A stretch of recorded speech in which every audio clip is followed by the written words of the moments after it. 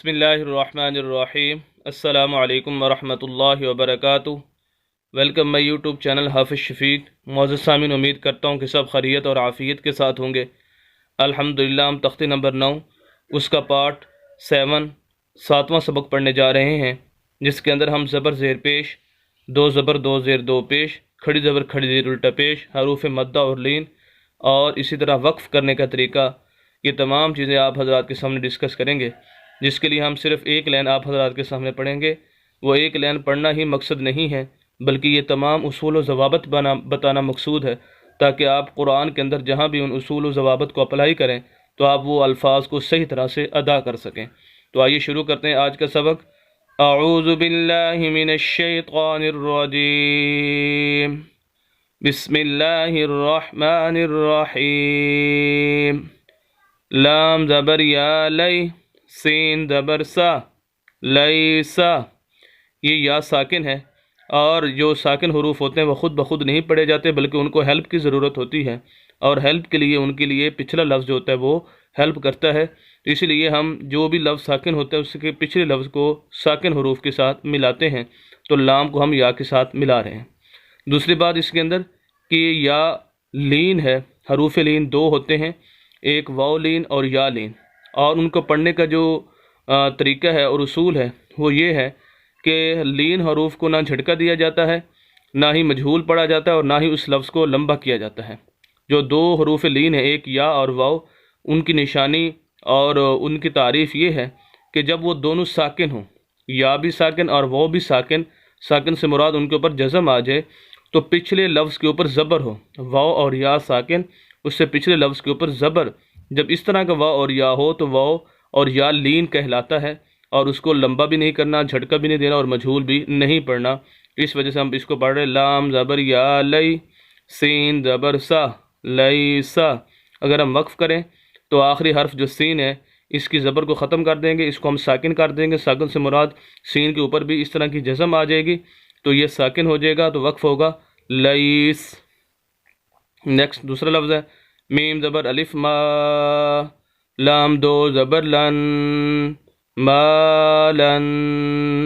पहली बात इसके अंदर कि ये मीम के आगे जो अलिफ है, हम मीम को खींच रहे हैं, मीम ज़बर अलिफ मा। ये खींचने की वजह ये है कि ये अलिफ मद्दा है, हरूफ मद्दा 3 है, अलिफ मद्दा, वाव मद्दा और या मद्दा। तो यहाँ पर अलिफ मद्दा है, आगे अगर वाव और या मद्दा आएगी इस लाइन के अंदर तो मैं आपको बता दूंगा, वरना नेक्स्ट जो हमारी वीडियोस हैं या जो गुजर चुकी हैं उनके अंदर हमने बताया हुआ है। तो अलिफ मद्दा वो होता है कि ऐसा अलिफ जिसके पिछले लफ्ज़ के ऊपर ज़बर आ जाए उसको अलिफ मद्दा कहा जाता है। हर वो अलिफ जिसके पिछले लफ्ज़ के ऊपर ज़बर आ जाए वो अलिफ मद्दा कहलाता है। उसको एक अलिफ के बराबर या एक खड़ी ज़बर के बराबर हमने खींचना होता है। तो इस वजह से हम इसको खींच रहे हैं, मीम ज़बर अलिफ मा। आगे लाम के ऊपर दो ज़बर हैं, इसको तनवीन भी कहा जाता है। तो तनवीन के ऊपर जब वो गुन्ना होता है तो हम गुन्ना करेंगे। गुन्ने से मुराद नाक में आवाज़ ले जाना। नाक में जब आपकी आवाज़ जाएगी तो आपका नाक के अंदर वाइब्रेशन होगी, आपका नाक वाइब्रेट करेगा। तो जब नाक के अंदर आवाज़ आएगी तो आप ख़ुद देख लेंगे नाक के अंदर कैसे आवाज़ जो है वो गूंज रही है, मालन। तो अगर हम वक्फ़ करना चाहें तो उसका तरीका ये है कि दो ज़बर आखिर में अलिफ आ जाए तो वक्फ़ की सूरत में एक ज़बर और अलिफ पढ़ा जाता है। अब वक्फ़ होगा माला, एक ज़बर और अलिफ पढ़ा जाता है, दोनों ज़बर नहीं पढ़े जाते हैं। अगला नून ज़बर अलिफ ना, इसके अंदर भी वही है, अलिफ मद्दा है। रा दो ज़बर रन, नारन। सेम वही बातें जो पिछले लफ्ज़ के अंदर थी। वक्फ़ करेंगे नारा।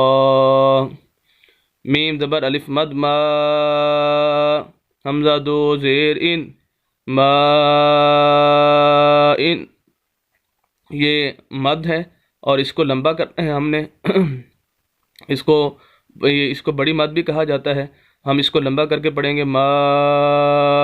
आखिर में ये हमज़ा है और इसके नीचे दो ज़ेर हैं, तनवीन है, तो इस पर गुन्ना भी है, मा इन। अगर हम वक्फ़ करेंगे तो इसकी जो हरकत हैं, दो ज़ेर हैं, इसको हम ख़त्म कर देंगे और आखिरी हरफ हमज़ा को हम साकिन कर देंगे। फिर हम इसको पढ़ेंगे मा, आखिर में झटका देंगे हमज़ा की आवाज़ ताकि वाज़े हो सके, क्योंकि वक्फ़ की हालत में ہم نے زبر زیر پیش 2 زبر 2 زیر 2 پیش جو اس کے اوپر نیچے ہیں ان کو تو نہیں پڑھنا، لیکن آخری حرف جو لفظ ہوتے اس کو ہم نے پڑھنا ہے. اس وجہ سے آخر میں حمزہ کی آواز ضرور آنی چاہیے. ما، واو زبر یا وی، لام 2 پیش لن، ویلن. یہ واو لین ہے، جیسے کہ پیچھے بھی آ چکا ہے پہلے لفظ کے اندر یا لین، واو لین اور یا لین.